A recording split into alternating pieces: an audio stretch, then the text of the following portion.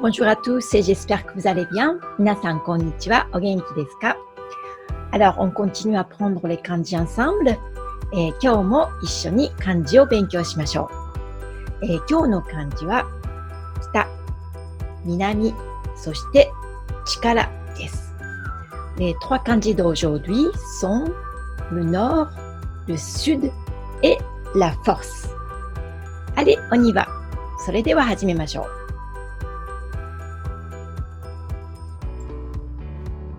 Le jour 19.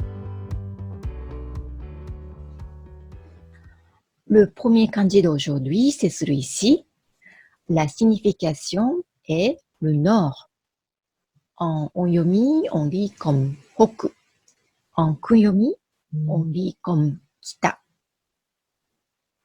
Par exemple, Hokkyoku signifie le pôle nord. Kyoku, ça veut dire le pôle, mais le kanji est un peu compliqué. Donc, vous allez apprendre un peu plus tard. Nanboku, ça veut dire le sud et le nord.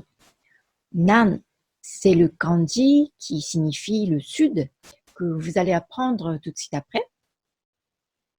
Kitakaze signifie le vent du nord. Donc, kaze signifie le vent. Alors, on va voir l'ordre d'écriture. 1, 2, 3, 4, 5, kita, le nord.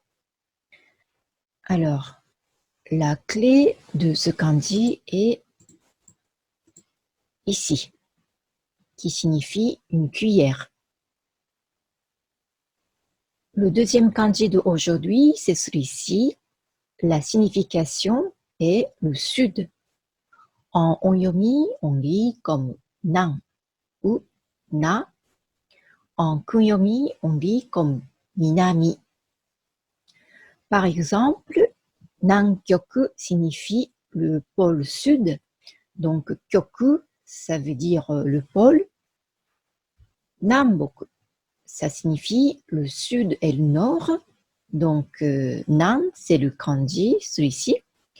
Et boku, c'est le kanji du nord que vous venez d'apprendre. Et minami no shima, ça veut dire une île du sud. Shima signifie une île. Alors, on va voir l'ordre d'écriture. 1, 2, 3, 4, 5, 6, 7,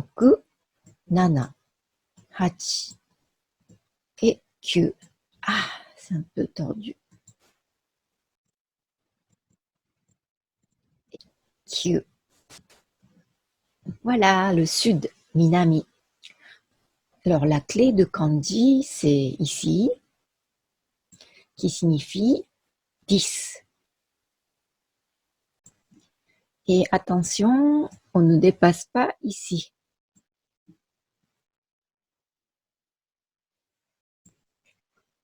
Alors, le dernier kanji d'aujourd'hui, c'est celui-ci, c'est tout simple.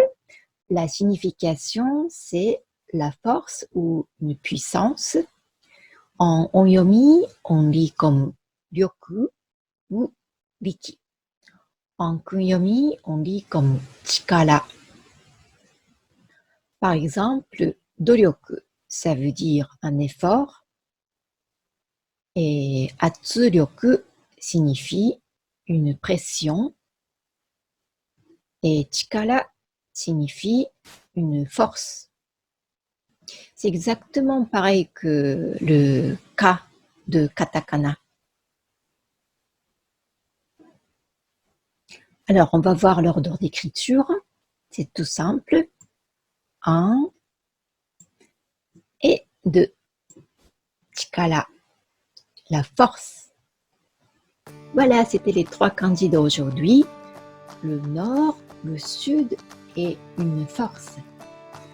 Alors, le kanji du sud est un peu compliqué parce qu'il y a plein de traits. En général, quand on écrit un kanji, on écrit des traits toujours de gauche à droite et le haut vers le bas. Par exemple, le sud, c'est toujours de gauche à droite et haut vers le bas, haut vers le bas, gauche à droite, tac, tac, tac, tac, tac. Voilà, それではまた次にお会いしましょう。Merci beaucoup et à très bientôt.